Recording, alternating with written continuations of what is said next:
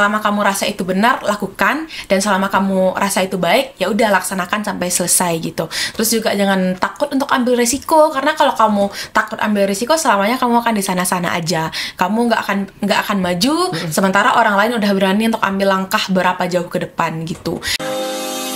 We lie, but we know we can't water what doesn't grow. Give up, let it go. Well, we fell apart just in time.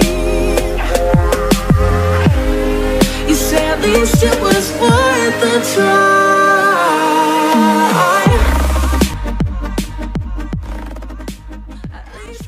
Halo teman-teman semua, kembali lagi di segmen podcast Combat Justice ya, yang tentunya ini sangat cocok buat teman-teman sebagai mahasiswa yang memiliki kritis dan juga diskusi serta ingin tahu bagaimana cara menjadi seorang mahasiswa yang berprestasi dan juga unggul di akademik dan juga organisasi. Nah teman-teman, segmen kali ini adalah segmen yang menurutku sangat penting sebagai seorang mahasiswa, karena ini akan menjadi problematika yang akan terus kalian hadapi selama di perkuliahan.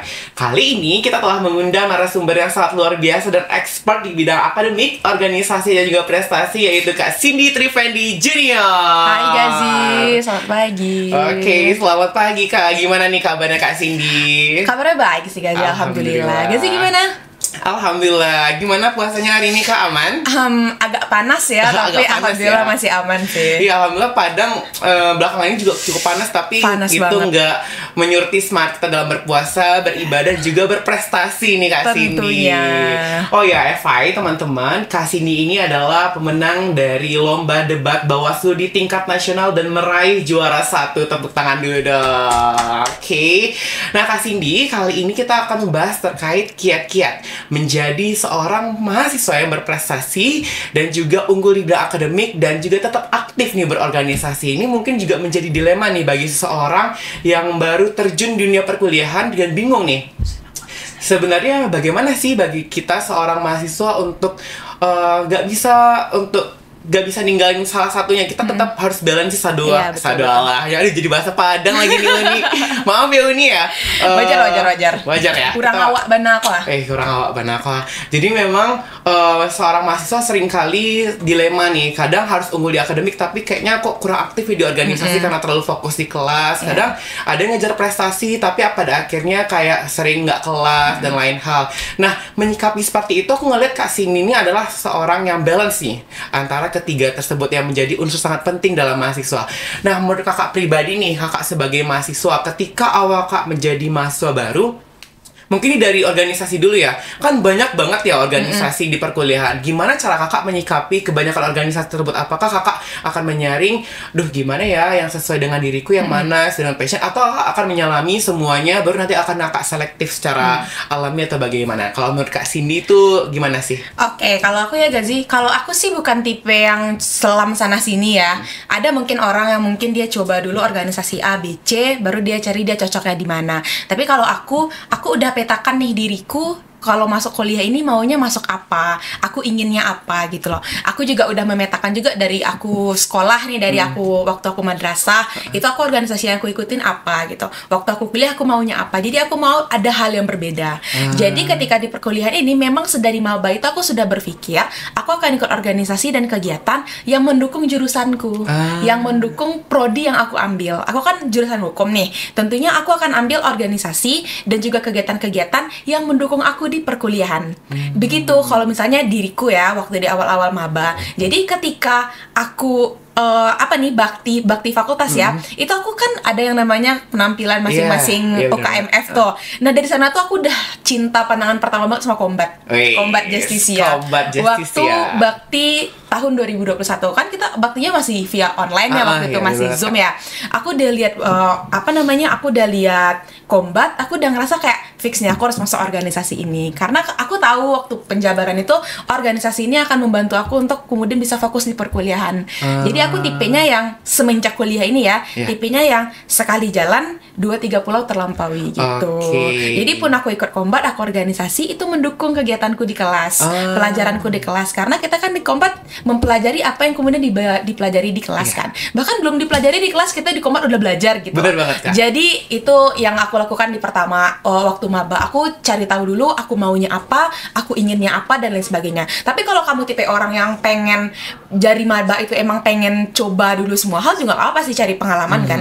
Atau nggak mau yang fokus di jurusan hukum aja, emang pengen fokus di sosial misalnya, jadi volunteer dan lain sebagainya gitu, itu juga nggak masalah sebenarnya, tergantung kamu maunya apa. Tapi kamu harus tahu dulu sih diri kamu pengennya jadi apa dan minatnya ke arah apa gitu. Oke, berarti dari Kak Sini sendiri itu cinta pertamanya adalah Kombat, karena menurut Betul Kakak tuh sekali. Kombat menjadi representasi kita sebagai anak hukum yang karena memang dia di bidang debat dan juga penulisan. Betul sekali. Dan iya sih benar, aku juga ngerasain ketika impact aku setelah masuk Kombat itu di kelas aku juga udah tahu bagaimana penulisan yang baik dan benar, terus bagaimana caranya kita terus explore isu-isu hukum. Kadang kan di kelas dibahas ya, oh iya terkait isu ini gimana ya. Iya, betul. Kadang teman-teman yang lain tuh kayak isu apa nih ya, tapi Iya. kita yang sebagai anak Kombat tuh udah kayak, wih, iya, ini udah dibahas kemarin waktu di Kombat, dan itu juga salah satu benefit ya. Dan mungkin teman-teman kalau misalnya besok mau masuk UNAN nih, FH UNAN, nah boleh banget langsung masuk di Kombat Justice ya, karena banyak sekali benefit akan kalian ambil. Hubung nih tanggal 18 mau pengumuman SNBP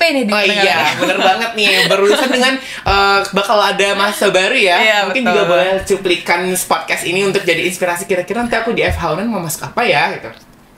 Oke, terus juga terkait prestasi ya. Di prestasi juga lomba di Kombat itu sebagai UKMF yang memang fokus untuk berlomba dan berlomba dan berlomba. Nah, bagaimana cara kakak untuk waktu itu menyeimbangkan? Kalau tadi kan organisasi dan akademik. Kalau misalnya di lomba gimana? Akademik kakak ada yang ketinggalan, maksudnya kayak jadi kakak agak nggak masuk kelas atau bagaimana, itu kayak mana kakak ininya dalam menjalankannya? Oke.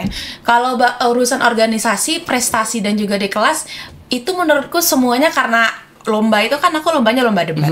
Itu kan yang kita bahas pelajaran Iya. juga, apa yang ada di kelas. Kemudian di Kombat dan dipelajari apa yang ada di kelas juga. Pun aku kan ikut organisasinya, aku pernah ikut BEM juga. Dan itu aku fokusnya di bidang politik dan hukum, yang Iya. mana itu riset dan kajian di bidang hukum juga iya, gitu loh. iya. Jadi sebenarnya semua kegiatanku ini tuh serupa. Satu sama lainnya tuh serupa, baik di kelas, baik di Kombat, baik di BEM, baik di lomba.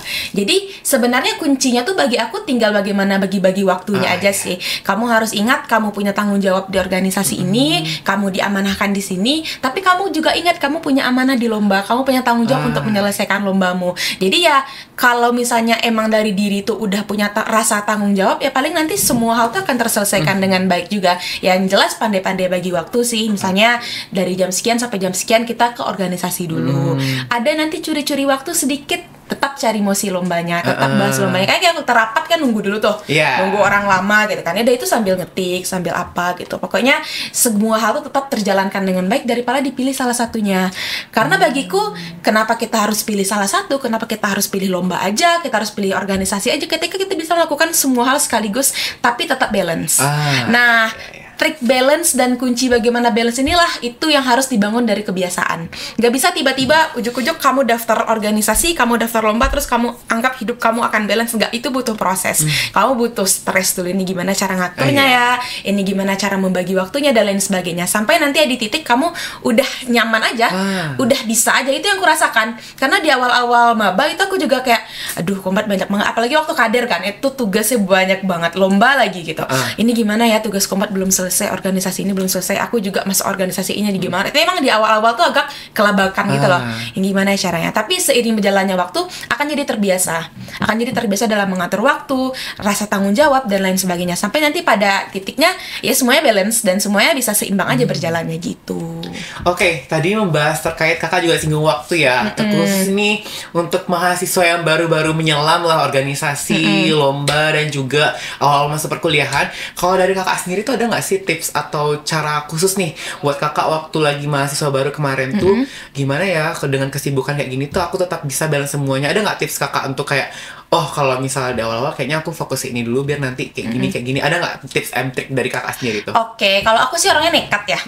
Nekat nih ya, luar biasa banget aku nih. dari maba sampai sekarang orangnya nekat ya. Jadi kayak aku udah ada aku ada kesibukan di sini, ada kesibukan sini, tapi ada lomba nih. Sayang dong nggak ikut Iya, lomba bener gitu. banget. Aku nekat aja dulu. aku nekat dulu aja, aku belajar dulu aja, aku berani ambil resiko dulu aja. Karena kalau kita nggak berani ambil resiko, gaji selamanya kita bakal di situ-situ aja. Bakal stuck terus bakal stuck di sana aja. Jadi waktu maba tuh aku berusaha untuk ambil semua resiko itu. Ya udah, resikoku waktuku akan semakin sedikit untuk scroll TikTok. Iya. Resikonya waktuku untuk tidur akan semakin berkurang gitu loh. Resikonya waktu mainku dengan teman-teman akan semakin berkurang. Tapi kalau resiko itu tidak aku ambil, selamanya aku nggak akan berkembang. Aku berpikir seperti itu. Jadi kendati aku sudah ambil organisasi A, B, dan C, aku tetap nekat ambil. Tapi itu tetap dengan pertimbangan ya. Bukan berarti ketika udah ikut ini semuanya ikut bla bla, enggak. Tetap ada pertimbangannya. Tetap diukur juga dengan diri sendiri. Oh, ini masih cukup nggak ya rasanya? Masih kuat nggak ya rasanya, dan lain sebagainya. Kalau masih ada cercah dalam diri yang kayak nggak, kok ini masih bisa kok, masih kuat, ya udah gas aja, nekat aja. Aku sih gitu ya orangnya. Jadi kembali ke pribadi masing-masing, harus diukur. Kalau kamu orangnya monotasking nih, kalau misalnya emang ngerjain berapa bagian sekaligus itu kamu jadi nggak fokus, ya udah itu kembali ke sebagaimana nyamannya diri kamu. Tapi kalau aku, karena aku udah membagi waktu-waktuku tadi dan semua hal bisa berjalan sekaligus, ya alhamdulillah semuanya tetap berjalan dengan balance dan lancar gitu. Alhamdulillah. Jadi memang tipe Kak Cindy adalah ambil semua kesempatan, tapi tetap dengan pertimbangkan, karena memang untuk menjalani semua itu, karena kita butuh sayangi tubuh kita ya. Iya, betul karena sekali. Kita akan 24 jam bergerak dan segala macam. Nah, itu perlu dipertimbangkan juga teman-teman semua ketika akan gabung organisasi, gabung juga dengan kuliah dan juga lomba. Nah, teman-teman juga harus mempertimbangkan, kira-kira aku sanggup nggak ya kalau misal aku gabung ini dengan kesibukannya, terus aku ikut lomba, terus nanti belum lagi tugas kuliah, tugas kelompok. Nah, itu juga perlu dipertimbangkan sehingga rasanya tidak ada yang perlu ditinggalkan ketika memang kita bisa menyanggupi dan tubuh kita. Iya, gitu. betul. Tapi sebenarnya nggak cuma hancur semua mementingkan diri sendiri. Mementingkan diri sendiri itu penting banget, jangan sampai sakit dan lain sebagainya. Tapi kita ingat, ketika kita berorganisasi, ketika kita lomba, kita juga punya tanggung jawab kepada rekan setim kita. Iya, benar banget. Betul. Rekan setim kita, partner kita di dalam tim dan lain sebagainya. Jangan sampai karena kita orang yang terlalu oportunis itu boleh banget gitu loh. Ambil kesempatan yang ada boleh banget. Tapi kalau dalam tahap yang udah berlebihan dan ambil semua hal di luar kemampuan kita yang udah emang di luar standar banget lah gitu. Itu kasihan rekan setim kita jadinya. Kita jadi nggak komit di A, di B, di C kan gitu. Itu jadinya toxic productivity. Iya, betul. Jadi memang harus diukur-ukur banget nih. Aku akan ambil ini memang lebih dari limitku, tapi kurasa aku masih mampu ambil. Oke? Tapi kalau ini dirasa sudah mengganggu diriku dan kemudian akan mengganggu rekan setimku, tinggalkan dulu, selesaikan yang ada dulu gitu. Iya, benar banget. Karena beberapa kasus di organisasi yang aku lihat, kadang terlalu banyak ambil opportunity, kadang ya emang rekan setim mereka jadi harus ngegendong dia. Iya, Kadang betul. tanggung jawab yang harus dia ampu tuh itu tugas dia, tapi karena dengan kesibukan dan lain hal, pada akhirnya nggak dikako, bahasanya apa ya bahasa Indonesia? Nggak dipegang. Nggak dipegang. Aduh, bahasa Minangnya itu kosakata baru ya teman-teman semua. Dikako itu bahasa Minangnya adalah dipegang. Nah, jadi memang harus mempertimbangkan semua hal dan sampai nanti beban tanggung jawab kita itu pada akhirnya dialihkan ke orang karena kita nggak bertanggung jawab. Iya, betul. Karena kalau aku boleh bawa pengalaman pribadi ya, aku memang orang yang oportunis. Aku ambil semua kesempatan, aku ambil semua lomba dan lain sebagainya. Tapi pernah ada di satu titik, aku punya banget satu lomba yang aku pengen banget ambil lomba ini. Aku udah nunggu lomba ini 1 tahun. Sampai akhirnya lomba itu buka. Tapi ketika lomba itu buka, ternyata aku sedang diamanahkan di sebuah kepanitiaan, di sebuah organisasi, dan ada satu kegiatanku yang lain gitu. Anggap misalnya lomba ini bulan Oktober sebenarnya. Dan aku sekarang lagi lomba juga, tapi lomba ini sebenarnya akan selesai di bulan ini gitu. Sebenarnya kan aku bisa ambil. Cuma aku rasa, aduh gimana nih ya, aku udah punya 3 nih, kalau misalnya aku ambil lagi, kayaknya waktunya nggak bakal cukup deh, waktunya nggak bakal sempet deh. Tapi ini lomba udah aku tunggu setahun. Tapi karena aku mengukur tadi, aku mengukur rekan setimku, mengukur aku sanggup atau enggak, ya udah aku lepaskan dulu lomba yang udah aku tunggu 1 tahun ini. Jadi pada prinsipnya oportunis itu boleh, tapi ketika kamu rasa udah nggak mampu lagi untuk ambil terlalu banyak, ya udah stop gitu. Stop sampai di sana dulu. Mending kamu ambil 2 tapi kamu perfect di 2 daripada kamu ambil 5 tapi di 5 nih kamu cuma 10% gitu kan. Jadi nggak ada maksimal juga pada akhirnya gitu. Jadi itu juga adalah tips dari Kak Cindy ya teman-teman, bagaimana dia dapat menyeimbangkan organisasinya, akademiknya, dan juga prestasinya. Nah, Kak Cindy tadi kan udah bincang-bincang terkait kakaknya pengennya fokus bidang hukum dan lain hal, karena itu itu juga relevan dengan jurusan kakak dan mungkin karir kedepannya. Nah, gimana pada akhirnya kakak tuh ngerasa kayak, kadang kan ada yang misalnya dia anak hukum, tapi dia ngerasa kayak, duh kayaknya diri aku tuh nggak yang hukum banget gitu loh. Nah, mungkin aku mau balance ding sama seni biar nanti yang serius ada di perkuliahan, di UKM nanti aku kayak yang fun, yang seni, yang bener-bener kayak yang enjoy lah. Nah, menurut kakak pribadi, gimana sih cara kakak dapat mengetahui bahwasanya kayak akunya kayaknya nah hukum banget deh, kayaknya aku cocok untuk masuk organisasi ini dan ikut lomba-lomba seperti ini. Jadi orang-orang tuh udah tahu kan, kakak udah tahu diri kakak, pemetaan diriku tuh bakal raih hal-hal seperti ini karena diriku seperti ini. Nah, dari kakak sendiri ada nggak nih cara biar kakak tuh menemukan jati diri kakak? Nah, gitu. Mungkin kalau aku menemukan jati diriku paling ya memang awalnya sih aku coba dulu ya. Aku coba masuk combat dulu, aku coba ambil di BEM yang di bidang riset juga. Jadi dari sana aku mulai menemukan yang namanya nyaman gitu loh. Jadi nyaman tuh nggak cuma ini doang ya, nggak cuma dalam hubungan doang ya, dalam organisasi pun ada yang namanya kenyamanan. Benar sekali. Gitu. Karena memang untuk berproses tuh butuh tempat yang nyaman agar kita terus dapat berkembang tanpa ada rasa yang nggak enak gitu. Iya betul. Jadi aku cari kenyamanannya dulu. Jadi setelah aku nyaman, aku ngerasa kayak adik rasa ini dunia adik bang. Oke, Kak. Aku merasa memang aku rasa ketika aku riset itu aku jadi kayak oh gini ya, oh gitu ya gitu. Ada ilmunya gitu. Iya betul sekali, itu makin bikin aku kayak wow ternyata amazing banget nih semua hal-hal yang baru aku tahu gitu. Jadi itu buat aku jadi ngerasa nyaman. Karena jujur pada awalnya aku tuh bukan orang yang pengen jurusan hukum pada awalnya, bahkan jurusan apa nih pengennya dulu, Kak? Aku awalnya pengen ilmu komunikasi.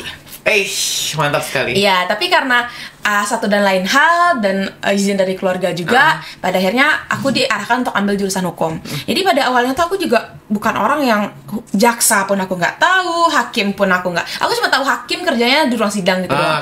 Aku nggak tahu jaksa, aku nggak tahu pengacara, aku nggak tahu beda advokat dan pengacara dan lain sebagainya gitu. Awal-awal maba. Tapi disitulah kemudian aku mencoba terus mencari tahu. Sampai akhirnya aku ketemu role modelku. Siapa di nih, Kak? dunia hukum. Wah, spill nih. Iya, spill. Aku punya role model di dunia hukum tuh ada Prof. Sadi sama Prof. Jimli. Oke.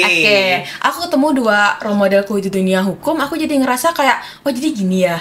Oh jadi gitu ya gitu. Jadi seiring berjalannya waktu, aku menemukan kenyamanan tadi. Jadi ketika aku udah nyaman, aku rasa memang aku hobiku, nggak hobi sih bisa dibilang, aku senang ketika meriset, aku senang ketika berdebat dan lain sebagainya, aku senang juga ketika berorganisasi yang seputaran dengan itu, ya aku akan tetap di sana sampai kapanpun gitu. Tapi kalau misalnya kamu adalah orang yang ya udah kuliah, pengennya kuliah belajar aja, organisasi itu yang funnya, yang seni itu juga nggak apa-apa, bebas terserah kamu, asalkan itu sesuai dengan minat dan bakat kamu. Jadi gitu. memang kita harus kuasai diri sendiri dulu sebelum kita benar-benar terjun, karena memang pada dasarnya kita akan menjalani nyamannya itu dari diri kita. Jadi carilah ruang yang nyaman yang bisa jadikan tempat teman-teman berkembang, sehingga ya ketika teman-teman menjalani seberat apapun, ketika teman-teman nyaman ya pasti akan fun menjalaninya gitu. Bahkan kayaknya Kak Cindy pun digembur dengan segala hal yang rasanya kok berat banget rasanya kalau aku pribadi ngeliat Kak Cindy, tapi karena Kak Cindy nyaman ya it's fun and enjoy aja gitu kan.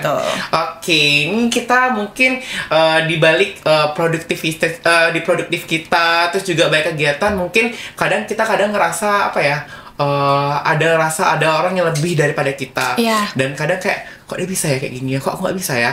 Nah, gimana sih cara kita tuh menurut kakak pribadi nih ya, seorang mahasiswa yang mungkin udah pernah ngeliat orang yang lebih wah dari kakak dan lain hal, gimana cara kakak tetap bisa ngasih pandangan dari kakak, kita tuh nggak boleh ngebandingin diri kita dengan orang lain, karena memang sejatinya antara kita dengan orang lain tuh berbeda. Jadi kayaknya kita nggak perlu untuk membandingkan karena jalannya masing-masing beda-beda. Dan terus gimana cara kakak terus memotivasi diri kakak agar nantinya ya kalau misalnya jalan dia seperti itu ya itu jalan dia, kalau ini ya jalan aku. Untuk menghindari hal seperti itu, bagaimana nih cara kakak untuk membatasi biar kakak tuh nggak terlena lah dengan hal-hal seperti itu? Gimana nih pandangan kakak? Oke, kalau aku sih sebenarnya kalau untuk membandingkan diri sama orang lain itu ada sisi bolehnya, ada enggak. Sisi enggak bolehnya adalah ketika kamu membandingkan diri sama orang lain, kamu justru jadi rendah diri. Itu yang enggak boleh. Tapi ketika kamu membandingkan diri sama orang lain, kamu justru jadi terpacu, justru adrenalin dan motivasi kamu meningkat, itu kenapa tidak gitu loh. Why not gitu loh. Apa salahnya kan? Aku juga pernah ada di posisi yang sangat-sangat membandingkan diriku dengan orang lain. Pernah ada di satu fase itu. Sampai pada akhirnya aku berpikir, ya kalau misalnya kita membandingkan diri dengan orang lain secara terus-menerus, nggak akan pernah ada selesainya. Mungkin kita bisa lihat sekarang orang yang jauh lebih baik dari kita. Ketika kita menjadi dia, bukan berarti kita udah menjadi yang terbaik. Ada lagi orang yang jauh lebih baik di atas sana gitu. Di atas orang itu ada lagi orang yang jauh lebih baik gitu. Dan selalu bertingkat seperti itu. Jadi apakah ketika dia lebih baik daripada kita jadi terlihat buruk? Kan tidak. Iya kan? Kita tidak jadi terlihat buruk. Kita tetap pada jalan kita gitu loh. Jadi aku biasanya ada di fase membandingkan diriku dengan orang lain, tapi itu menjadikanku untuk pengen seperti dia, motivasi jadinya. Iya, menjadi motivasi aku ingin seperti dia dan lain sebagainya. Misalnya contohnya di debat. Kenapa aku bisa ikut banyak lomba dan lain sebagainya? Karena aku punya rival. Aku ada beberapa orang tertentu yang kurasa dia keren banget debatnya dan lain sebagainya di kampus lain ataupun di kampus di UNAN dan lain sebagainya. Aku dalam hatiku aku jadikan dia rival, kayak aku harus jadi kayak dia gitu loh. Atau aku harus lebih dari dia gitu. Pemacu lah jadinya. Iya, jadi pemacu. Jadi dengan seperti itu aku jadi kayak semangat gitu loh. Atau ketika bahas mosi misalnya aku lagi males nih, aku jadi kayak kalau aku males dia lagi ngerjain mosi gimana ya? Gitu. Aku jadi kalah nih atau gimana gitu. Aku jadinya hal-hal seperti itu. Tapi apakah pernah aku membandingkan diri secara negatif? Pernah tentu. Sebagai manusia tentu aja pernah gitu. Tapi ya prosesnya tadi, bagaimana kemudian proses membawa kita untuk berpikir mereka orang punya jalannya masing-masing. Mungkin itu pencapaian dia, itu rezeki yang dikasih Tuhan. Bukan berarti Tuhan nggak baik sama kita. Pasti akan ada hal di depan sana yang akan kita dapat gitu. Aku seperti itu. Di bulan, jujur aja ya, di 2024 itu di bulan Mei sampai Juni itu aku di fase membandingkan diri sama orang lain. Karena aku ngerasa kok orang-orang ada pencapaiannya ya. Kok orang punya pencapaian kok aku enggak ya gitu. Dan pada akhirnya Tuhan menjawab, kamu juga punya pencapaian kok, tapi di waktu yang tepat gitu. Sabar gitu. Sekarang kamu kerja keras dulu. Kamu jangan pantang semangat Ikhtiar dulu. terus. Betul. Karena kita akan kalah, kita akan gagal ketika kita berhenti untuk mencoba dan bekerja keras. Tapi kalau selagi kita masih terus mencoba, masih terus bekerja keras dan lain sebagainya, kita nggak akan pernah jadi orang yang kalah dan orang yang gagal. Karena sebenarnya kayaknya lawan kita tuh bukan orang lain, tapi diri kita sendiri. Iya, betul. Untuk Diri melawan kita sendiri. malas dan lain-lain hal negatif dari diri kita. Kayak gimana caranya kita tetap bisa terus positif dan gimana ya? Sih ya, menurutku diri kita sendiri sih yang menjadi lawan dan rival kita sendiri, untuk menghindari hal-hal yang rasanya patah semangat dan lain hal. Kita harus bisa terus memotivasi diri kita biar agar menjadi orang yang lebih baik. Dan menurutku juga benar kata Kasini tadi, ketika kita punya rival, itu bukan sejatinya kita benar-benar disayangin dia, tapi benar-benar itu yang memantik diri kita untuk menjadi seorang yang kompetitif. Dan juga karena emang apalagi kompat ya, itu orang-orang yang mau berlomba banget ya, itu kayak banget sekali buka seleksi langsung kayak list kok, wow, ini dia ada daftar nih, aku gimana ya? Aku juga mau nih. Aduh, gimana ya? Ya itu benar-benar sekali teman-teman. Dan juga menurut aku lingkungan juga menjadi salah satu faktor yang sangat penting sangat. Ketika teman-teman itu hadir dengan lingkungan pertemanan yang mungkin akan aktif berorganisasi, juga balance akademik dan juga ikut berprestasi, nah itu juga akan memantik teman-teman juga kayak, wih temanku kayak gini nih, aku juga harus bisa improve untuk diriku sendiri. Dan itu menjadi faktor yang sangat penting teman-teman dalam perkuliahan, karena ketika teman-teman itu di berkuliahan nggak bisa nih memilah bagaimana lingkungan dan juga pertemanan teman-teman, dengan gampangnya nanti teman-teman akan mudah terbawa arus saat kamu mulai terbawa arus. Nah itu yang perlu harus teman-teman perhatikan, karena memang apalagi perantau ya kak, itu kadang tanpa arah, tanpa jelas tuh dapat teman, tuh diajak ini diajak itu, nanti iyo lo gitu. Nah iyo lo kasih turang kasih tuloa. Nah itu kita juga harus bisa membatasi diri kita ketika kita punya teman yang mungkin arahnya kok ke sana ya. Nah, kita harus batasi. Tapi sebenarnya untuk berteman tuh boleh ke semuanya, tapi tetap ketika ada hal yang rasanya udah berbeda arus dan berbeda arah, teman-teman harus bisa membatasi tanpa harus menjelek-jelekin dia ataupun ya memburuk-burukan dia. Jadi tetap kita stay positif dan kasih jarak dan batasan kepada orang-orang yang mungkin cukup berbeda pandangan dan juga arah dengan kita. Oke, mungkin tadi udah bahas terkait apa ya tadi aku bahas ya? Membandingkan diri. Membandingkan diri. Nah, dari segala kesibukan yang ada pasti nggak luput namanya burnout. Iya, betul. Burnout atau motivasi kurang, motivasi turun. Nah, itu mungkin juga sering dialami ya buat orang-orang yang aktif dan ambis banget di perkuliahan. Nah, kalau dari kakak pribadi nih, gimana cara kakak bisa mengatasi hal tersebut agar motivasi dari diri kakak itu tetap menggebu-gebu, tapi burnout kakak juga dapat teratasi dengan maksimal, sehingga ya kakak bisa balance dan tidak meninggalkan keseluruhan yang kakak pegang atau yang diberikan amanah pada kakak? Mungkin boleh dijelasin dulu nih kak. Oke, kalau tentang demotivasi aku pernah banget. Itu bahkan aku pernah demotivasi sekitaran 1 bulan kayaknya di semester 4 atau semester 5 gitu. Aku pernah demotivasi sekitar 1 bulan. Karena memang terlalu ada beberapa tekanan dalam organisasi yang sedang aku ampu gitu loh. Tekanan dari luar yang aku rasa aku ngehandle-nya agak susah nih. Jadi aku sempat demotivasi sebulan yang kayak mau organisasi itu rasanya males, mau ngerjain itu rasanya males dan lain sebagainya. Tapi bagaimanapun caranya demotivasi itu nggak bisa dibiarkan, nggak bisa berlarut-larut di sana. Harus terlebih terlebih kita punya tanggung jawab dan punya amanah juga kan di situ. Sampai di fase itu aku dulu sampai yang kayak nonton YouTube gitu loh. Gimana cara menghilangkan demotivasi? Gimana cara untuk memotivasi kembali diri? Dan yang paling ampuh sih menurut aku adalah cerita ke temen. Ya, cerita sama temen yang paling kamu percaya. Cerita sama mereka kalau kamu lagi demotivasi, struggle-mu apa dan lain sebagainya. Karena kan nanti teman-teman tuh akan memberikan masukan dan lain sebagainya. Itu menurutku sangat-sangat membantu sih. Ketika biasanya orang yang demotivasi itu dia terkadang berkelahi dengan isi kepalanya sendiri. Dia mau tapi dia males. Dia ini dan lain sebagainya hal. Jadi bagaimana kamu nggak cuma dengerin dari sisi diri kamu aja, kamu harus dengerin gimana tanggapan dari orang lain. Jadi aku biasanya akan cerita ke temanku, aku cerita ke 2-3 beberapa orang temanku yang aku percaya, untuk kemudian bilang aku lagi demotivasi banget nih, apa yang harus aku lakuin ya dan lain sebagainya. Dan kalau memang aku lagi di titik demotivasi banget, aku akan istirahat dulu. Aku akan senengin diri aku dulu.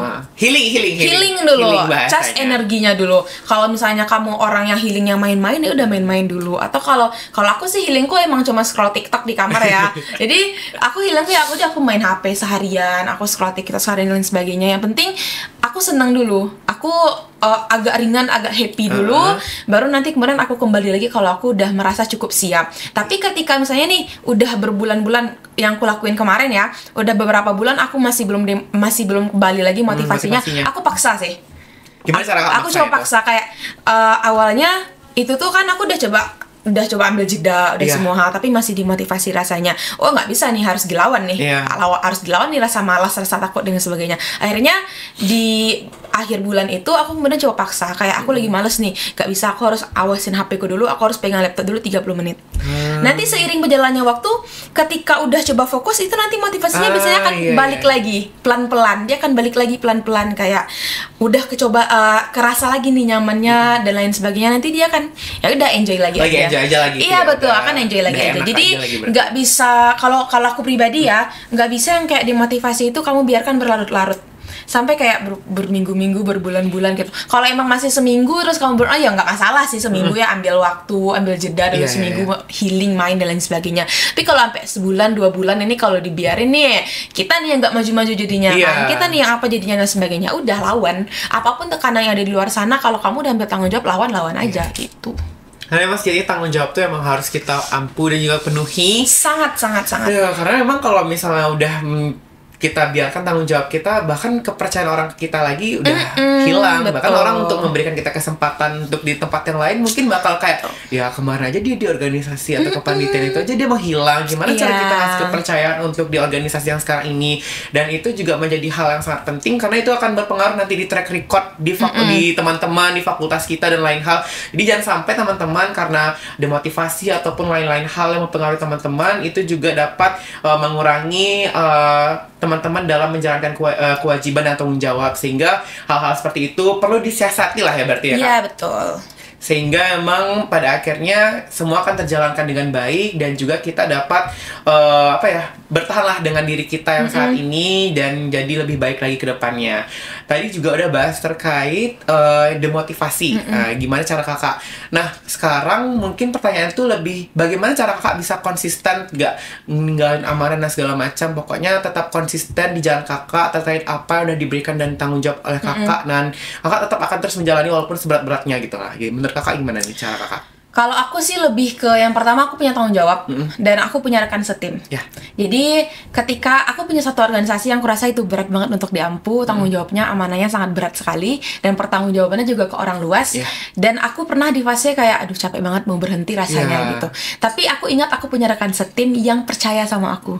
Aku punya rekan setim yang apa istilahnya, mereka sayang sama aku, mereka percaya sama aku, mereka selalu yang, Kak ini gimana ya, Sin ini gimana ya, kamu tolong yang ini, yang itu ya, dan lain sebagainya. Jadi aku merasa kalau misalnya aku berhenti itu aku egois, karena aku punya rekan setim. Iya, karena kalau misalnya kita egois, orang bakal terbengkalai dari kita. Iya betul, aku rasa aku egois, dan aku rasa aku juga masih mampu kok untuk emban amanah ini. Ya udah, aku akan tetap bertahan demi teman-temanku, demi rekan setimku yang udah sama-sama berjuang juga di sini. Jadi dalam organisasi itu kan istilahnya kita bekerja keras nih, dan kita kita tuh nggak yang sendiri gitu loh. Kita punya teman setim, dan ketika kita rasa kita berkorban, nggak kita doang yang berkorban, orang-orang setim kita juga berkorban gitu loh. Jadi kita nggak bisa ambil satu perspektif, aku capek, aku mau berhenti, nggak bisa. Karena orang juga capek. Iya, karena orang juga capek, orang juga berkorban gitu loh. Egois banget kalau misalnya kita berhenti sementara orang enggak kan.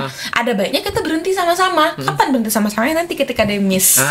Lebih seru kan, lebih senang kan. Jadi memang aku di amanah yang sangat berat itu aku berusaha untuk tetap bertahan demi teman-temanku sih. Demi teman-temanku, dan juga demi diriku sendiri juga, dalam artian masa amanah sini doang nggak berani sih, gimana nanti ke depannya, gimana nanti kalau udah lulus, udah SH nih, udah bekerja di bidang hukum nih, amin ya Allah, amin. Pasti akan ada challenge yang jauh lebih besar daripada ini. Ini masih sekecil-kecilnya tanggung jawab yang kamu pegang loh, Sin, akan ada yang jauh lebih besar lagi nanti ke depannya yang kamu pegang. Ini baru latihan, baru namanya. Iya, kalau ini aja udah gagal, ini aja nggak berhasil, gimana ke depannya gitu loh, gimana ke depannya, berani nggak nanti, berhasil nggak nanti gitu. Jadi dengan motivasi sesimpel itu sih, aku yang kayak udahlah gas aja sampai habis gitu loh, walaupun kita juga habis ya, tapi yang penting kayak selesai, habis, kita amanah, kita tanggung jawab, semuanya selesai gitu. Oke, pokoknya intinya totalitas lah Kak, apa yang udah diberikan buatlah semaksimal mungkin, setotalitas mungkin, karena memang pada akhirnya akan membuahkan hasil yang manis gitu, karena nggak ada hasil yang nggak ada usaha yang mengkhianati hasil. Karena ketika kita memutuskan untuk mengambil organisasi itu kan, kita nggak serta-merta mau ini nggak, iya ambil gitu, nggak mungkin kan. Kita pasti akan penuh pertimbangan dulu di awal, A, B, C, D, E-nya apa, kalau seperti ini nanti imbasnya seperti apa, kalau ini seperti apa, ada dan lain sebagainya. yang bakal kita penuhi nantinya. Jadi ketika kita di awal sudah berkomitmen, di awal kita sudah berani ambil, berarti ini adalah komitmen yang nggak main-main dan nggak bisa disia-siakan gitu aja. Gitu sih. Ingat gimana kamu memulai. Jadi ketika kamu udah di tengah, udah capek banget rasanya, ingat bagaimana kamu memulai. Ketika kamu ingat gimana kamu memulai, semangatnya kamu jadi kayak, aku dulu mulainya begini, masa sekarang jadi kayak gini sih, ini harus selesai, endingnya harus begini, dan lain sebagainya. Benar sekali, kita sudah memulai, kita harus bisa berani dan juga dapat mempertanggungjawabkan dan mengakhiri apa yang dah kita mulai. Betul. Gitu juga dengan lomba berarti ya Kak, ketika kita lomba debat, kita akan riset mosi dan segala macamnya. Ketika kita misalnya aku sebagai pembicara satu, terus ternyata aku left out dan juga kayak udah malas ikut riset mosi dan segala macamnya, terus dua temanku pasti akan membutuhkan aku gimana nanti korelasi antara argumen satu dan argumen lainnya, dan itu juga nggak cuma di organisasi tapi di lomba pun seperti itu teman-teman. Dan memang yang namanya rekan bekerja satu tim, nah itu nggak cuma kita pada akhirnya yang bekerja, tapi semuanya. Kita nggak perlu nggak capek sendiri, tapi teman-teman yang lain pun juga capek gitu. Jadi lebih baik kita kerja sama-sama, nanti istirahatnya sama-sama. Jadi lalui secara bersama-sama ketika kita emang konteksnya adalah setim dan emang punya rekan kerja yang bersama-sama. Udah nggak terasa ya, ternyata kita udah di akhir dari podcast Combat Justisia kali ini. Banyak sekali insight-insight yang sudah kita dapatkan dari Kak Cindy, yang mana pengalamannya sudah luar biasa. Kemarin juga sempat jadi menteri ya Kak, di Menteri Politik Hukum, di Badan Eksekutif Mahasiswa Fakultas Hukum. Juga kemarin ada dari Ketua, KEA ya Kak? Wakil Ketua Klinik Etik Jambore, Ketua Klinik Etik, juga kemarin sempat jadi Ketua Pelaksana Alkom, yang mana Alkom ini adalah program unggulan dari Combat Justisia yang mengadakan lomba senasional di seluruh perguruan tinggi fakultas hukumnya ya Kak, dan alhamdulillah berhasil, dan itu luar biasa banget Kak Cindy dapat memimpin secara luar biasa. Nih suatu penghormatan sih kita bisa ngobrol bareng, ya Allah luar biasa banget. Dan masih banyak kegiatan Kak Cindy lainnya yang sangat-sangat luar biasa, yang bahkan kalau lihat CV-nya tuh kayak, wow, ini kasihnya ini luar biasa banget nih.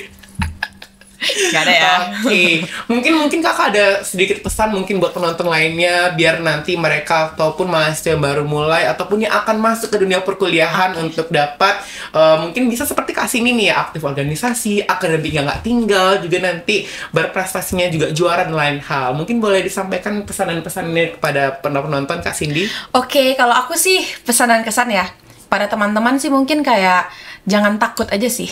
Jangan takut untuk apapun yang mau kamu ambil, jangan takut untuk apapun kesempatan yang mau kamu ambil dan lain sebagainya. Selama kamu rasa itu benar, lakukan, dan selama kamu rasa itu baik, ya udah laksanakan sampai selesai gitu.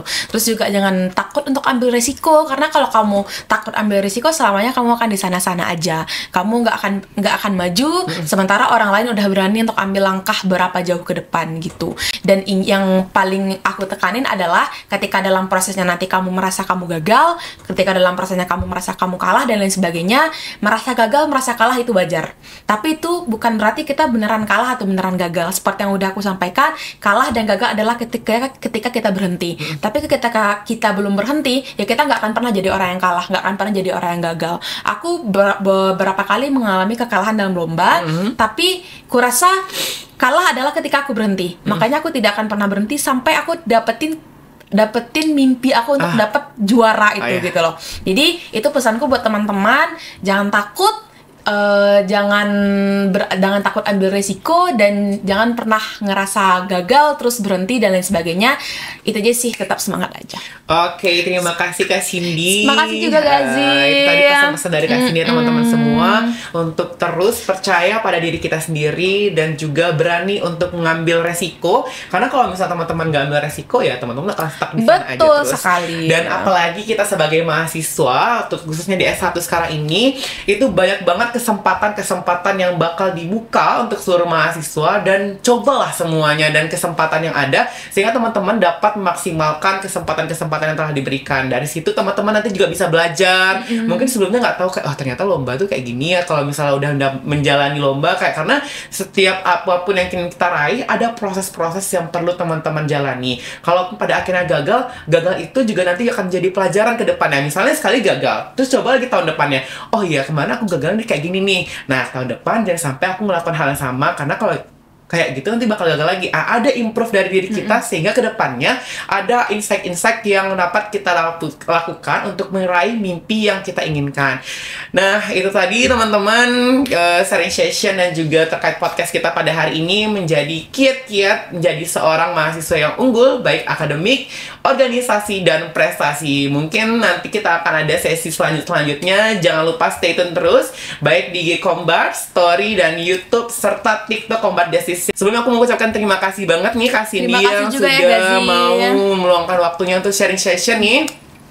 Dan banyak sekali insight-insight, gak cuma penonton, tapi aku juga pribadi ngerasa kayak, wah luar biasa Kak Cindy. Dan banyak sekali informasi-informasi dan juga bagaimana perjuangan Kak Cindy untuk meraih hal-hal yang diinginkan. Itu juga menjadi pelajaran bagi kita semua. Mungkin cukup sekian dulu nih podcast Kombat Justisia pada series kali ini. Aku cukupkan. Wabillahi taufiq wal hidayah. Wassalamualaikum warahmatullahi wabarakatuh. Dadah.